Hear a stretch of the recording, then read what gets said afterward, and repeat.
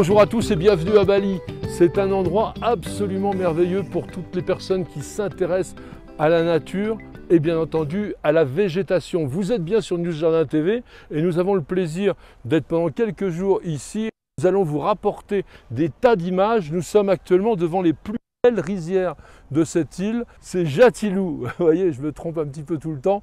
Regardez ce paysage, vous allez en profiter autant que nous. Les paddies, comme on appelle ici, c'est-à-dire les plants de riz, sont quasiment prêts à la récolte. Alors à tout de suite. Situé à 700 mètres d'altitude, près du volcan Batu Karu, le plateau de Jatilu est couvert de plus de 19 500 hectares de rizières en terrasse qui produisent un riz de très grande qualité. Façonnées depuis le XVIIIe siècle par le travail laborieux des paysans balinais, les terrasses de Jatilu ont été inscrites au patrimoine mondial de l'humanité par l'UNESCO en 2012.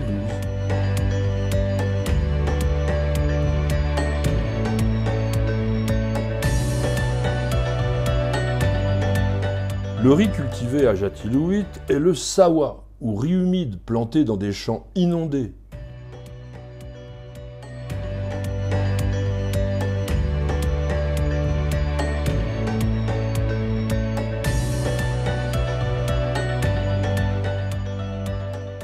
La récolte a lieu 3 à 4 mois seulement après la plantation, ce qui fait qu'en fonction du cycle de culture, on peut observer en permanence les différentes étapes de croissance de la céréale. Les terrasses n'ont pas été créées bien sûr pour embellir le paysage, mais pour rendre l'agriculture possible sur des terres au relief très pentu. Le système d'irrigation est appelé Subak. Il vise à maintenir une bonne harmonie entre l'homme et la nature et demeure inchangé depuis le XIe siècle où il a été introduit à Bali depuis l'Inde. Et on voit ici les contreforts en terre qui servent pour retenir l'eau et puis qui forment les terrasses. Le riz est une graminée annuelle, famille des poacées qui, selon les variétés, et il en existe près de 2000, mesurent de 50 cm à 1 mètre de haut. Cette céréale a été domestiquée en Inde il y a plus de 5000 ans avant Jésus-Christ. Les besoins de la plante en chaleur, en humidité et en lumière font que seules les régions tropicales et subtropicales produisent du riz toute l'année. Les jeunes plants de riz qui mesurent de 15 à 25 cm de long sont repiqués dans un sol préalablement labouré puis inondé.